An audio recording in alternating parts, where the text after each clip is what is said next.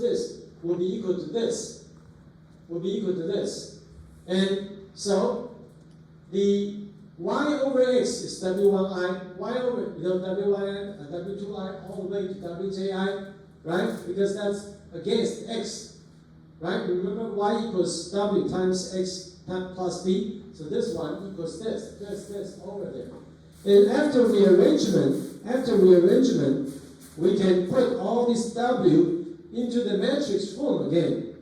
And then this is wt, and this is partial e over partial y. Okay, so that's how it really becomes. Let me make it smaller. You can see this, right? So you will see the sequence is changed a little bit, and it becomes w transpose times partial e over partial y. Okay? So that's the derivation. And let's make a summary. Let's make a conclusion. The summary or conclusion is here. Given a layer like this, y equals w times x plus b, y equals w times x. This is a layer, right? And we want to find out partial e over partial y. We want to find out partial e over partial x for multiple layer purposes. We want to find out partial e over partial w, partial e over partial b, and then this is the summary or the result. So partial e over partial w equals partial e over partial y times xt, and partial e over partial b equals partial e over partial y, partial e over partial x equals wt in front times partial e over partial y. So that's the equation, that's the formula. Done.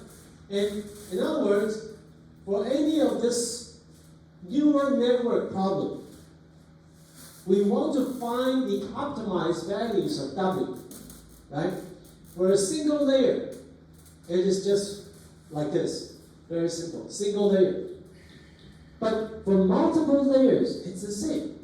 Multiple layers, let's say multiple layers, we have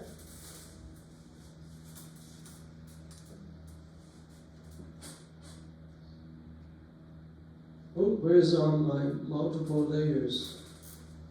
Here. For multiple layers, we'll use the same equation but calculate W3, right? So this equation is used here first, going backward, to calculate W3, right? And after W3 is calculated, we can calculate WE, partial E over partial X3, because partial E over partial X3 equals WT times partial E over partial Y, right? So after we calculate W3, we can use it to calculate partial E over partial X3, right?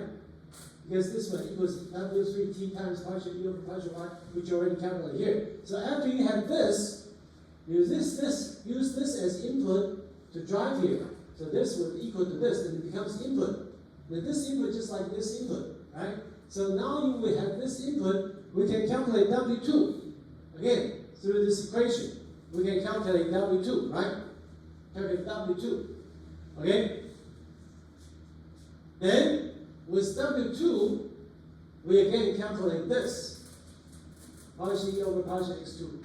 And with this partial X2 over here becomes this input. Then we calculate W1 and B1. And eventually, we have all the W1, B1, W2, B2, W3, B3.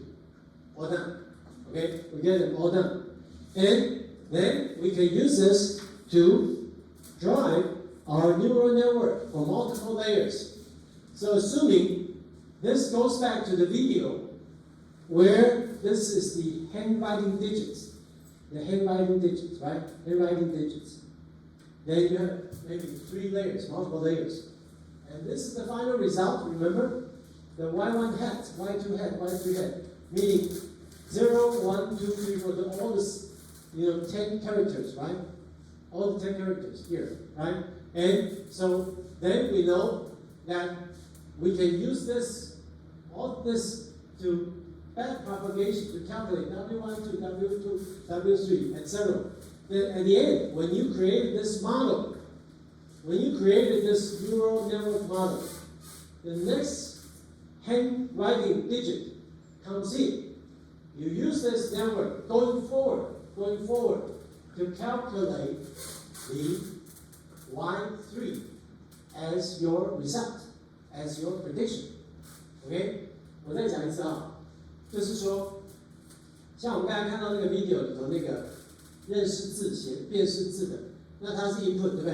啊，那 input 呢就进来，你会有很多的 training data 进来，然后你用这些刚才讲的这些东西，用迭代法，用这个迭代法啊来 train 你的 model， 最后你会得到 after training you get W1, W2, W3, B1, B2, B3, you get all of them, you get all these values, then your model is set， 你就得到了你的模型。然后这个时候呢，新的字进来的时候，那你就走 forward propagation， 直接带进去这些公式，直接带公式就跑出来你最后的 Y 的结果，这样。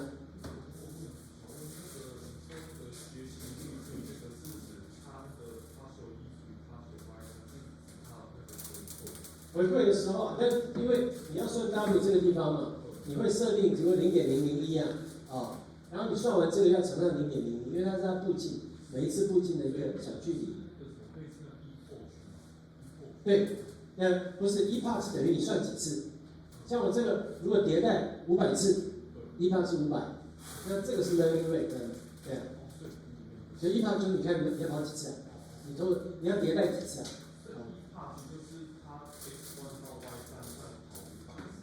对，就是 training. Epoch meaning the iteration number. So if you want to run 500 iterations, right? You set your epoch to be 500, and you run all these 500 iterations. Okay?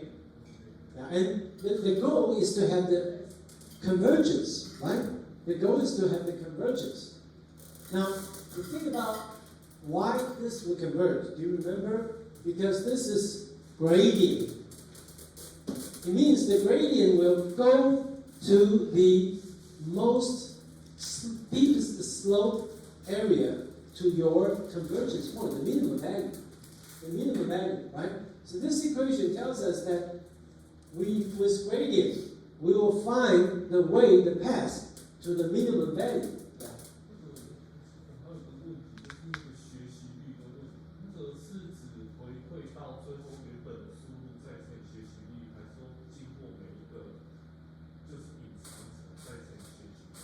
每一个隐藏层都可以，比如说这个里头，在跑这个式子的时候，有它的学习率，你要让它每个学习率不一样也可以，那大部分都会设一样的学习率，啊，大部分这个学习率都会设一样，啊。可是如果这样的话，学习率不是会一直？学习率可以改变，学习率可以在过程当中改变。Okay, the question is regarding the learning rates. How do we set up the learning rate? Now, if you remember when we teach this, I show you a chart. Sometimes people use AI but don't understand it. Why? And then you have no idea how to set your learning rate, right? So let me explain what the learning rate here is, geometrically, meaningfully. So we have a objective function here, right?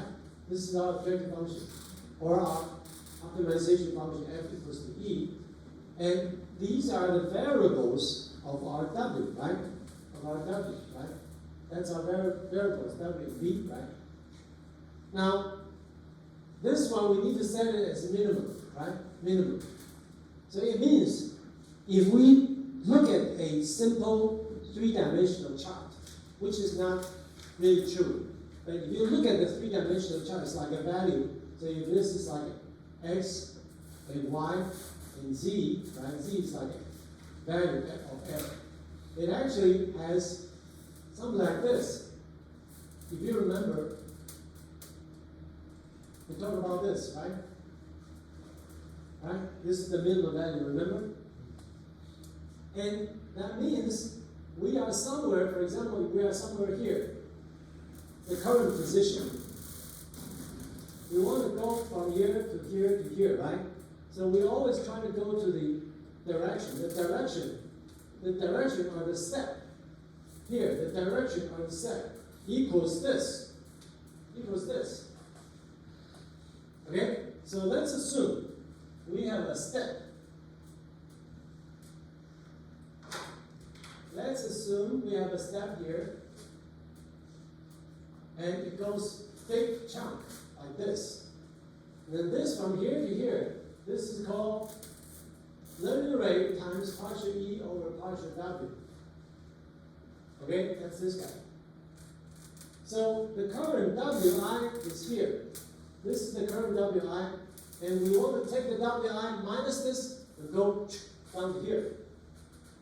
But you see, imagine if your learning rate is too big, what would happen? It goes to here.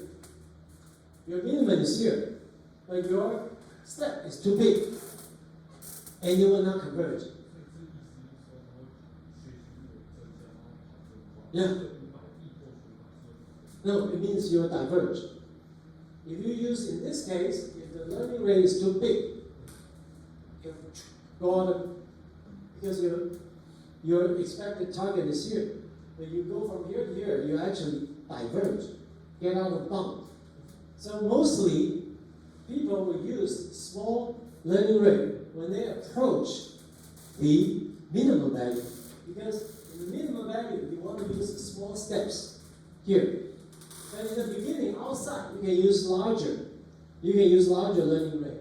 Say from here to here, you jump here, you jump here. But when you get close to the value, your target, you want to slow down your learning rate so that you will not get out. No, this is not overfitting. 这也不是 overfitting. This is like divergence and convergence. So what I mean is just like gradient descent. If you remember, we teach you in the class, gradient descent is good in the beginning to use big steps, right? Do you remember we have a method called LMA, which we combine gradient descent with Newton method. Do you remember? Because gradient descent is good to use big steps in the beginning. But when it goes to here, usually it needs to use small steps. So then we change to Newton to speed up when we get close to the bottom. Then we use Newton. However, unfortunately for AI, we cannot use this because the calculation of J inverse is too big. Because you have big matrices, this is difficult. So we don't use this. So that means when we go to this place, we need to slow down. We need to use very small values of learning rate. And our convergence speed is slow. That's why AI training takes a lot of time. Because you are stuck with gradient descent method. 我们前面讲过，就是说，因为 gradient descent 一开始可以用大的步进长度，但它到接近的时候要改成小的步进长度，不然它就跑出去了。跑出去就发生掉。那因此我们以前学过一个方法，是把这两个合在一起，叫做 LMA。如果你记得的话 ，LMA 的方法就是说，在一开始的时候用比较大的步进，但是它快要跑到答案的时候，它就舍弃 LMA， 就舍弃 gradient 方法，改用牛顿法。因为牛顿法在接近的时候，它可以很有效率。但是问题是我们现在在做 AI 的方法，我们不适合去算这个 Jacobian inverse。所以我们就没有办法用牛顿法，我们只能用 gradient descent。所以现在大部分的程式在那什么 ChatGPT 啊，都是一样，主要都是用 gradient descent。那问题是，只用 gradient descent 的话，当你快要接近答案的时候，快要接近你最小值的时候，你的那个步进长度就要变得很小，就会通常变得比较小。不然的话，你可能跑出去了，就不收敛，所以那种状况之下，它就跑得很慢。所以 AI 的 training 有时候效率很差。需要用很长的、很多的时间来跑的原因是在这个地方。So fine-tuning your learning rate is sometimes important to do try to get the most efficiency out of your training time because usually training time takes long because of the defect of the gradient descent method. Because we will need to use smaller smaller learning rate when we get close to the target value. Okay? Okay, I guess that's about time. We will stop here. I just want to provide you some fundamental basics of the neural network learning. With this information, in fact, you should be able to write your own program. But I don't think I will give you that problem because that will be problem number 6, and you have headache. So I said no more homework for you. This is only optional for you. If you are interested, you can try your own program. Maybe next time I'll show you a simple program we write to solve this problem. Okay? But next week we'll get into more. We will show you more like multiple layers, and we'll also try to solve some real interesting problems using convolutional neural network. Okay, now class is over. Okay, thank you all.